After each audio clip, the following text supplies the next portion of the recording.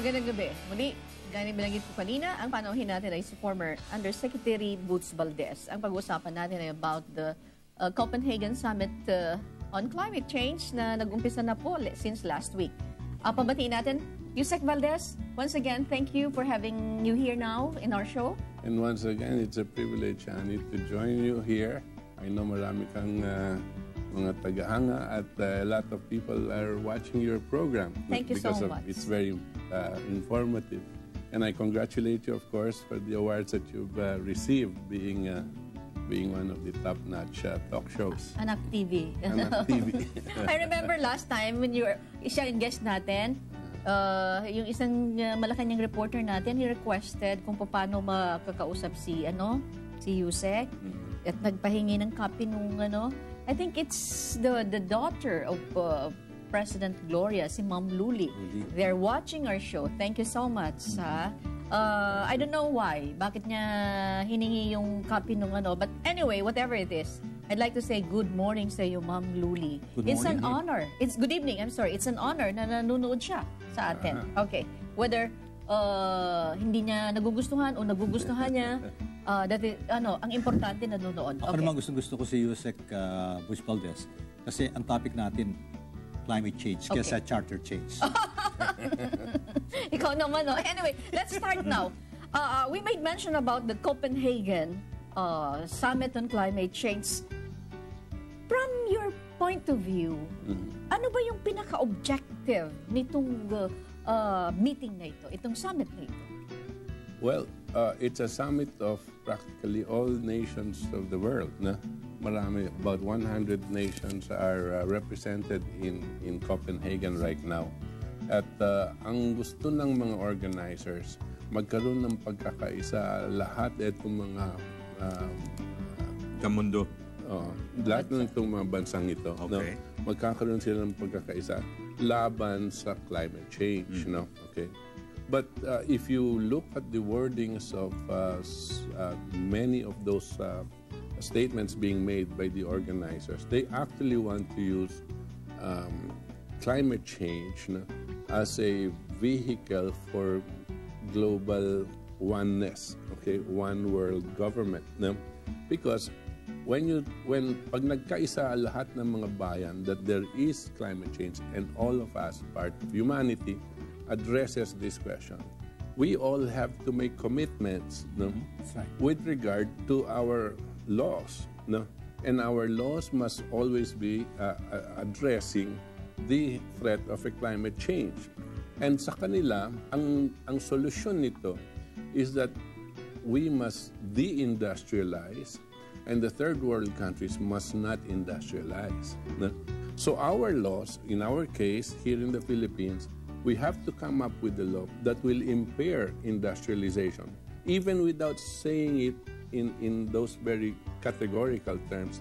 The provisions of our law will impair industrialization. Now, if you don't industrialize, you don't develop. And if you don't develop, there's a lot more unemployment and a lot more poverty. People die and your population is going to be affected. This is the other agenda of the Copenhagen Summit. Many of those that are for global warming are also, not accidentally, incidentally, anti-population. And many of the laws that they want passed has to do with cutting down of population. Now, look at this situation. You deindustrialize, you make it more difficult for countries to continue to produce them. That means there will be unemployment, right? And unemployment means greater mortality. Greater mortality means lessening of the world's population. Now, why? Why is it that they want people? Because they blame, in their kind of thinking, the culprit for all of this climate change is mankind. Therefore, mankind must be cut drastically in order to save Mother Earth. This is coming from ideologues. This is no longer science.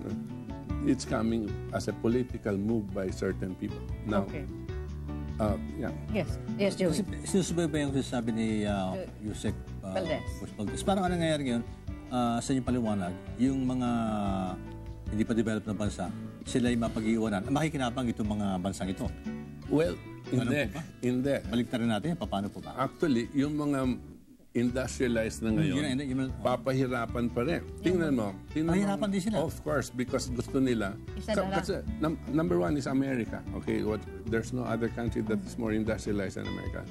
They want the laws of America to be on top of industrialization, so that they will not further industrialize. If at all, go down further in terms of their industrialization. No? And kung sa America na ganyan, remember, this is anti-population. This is not country versus country.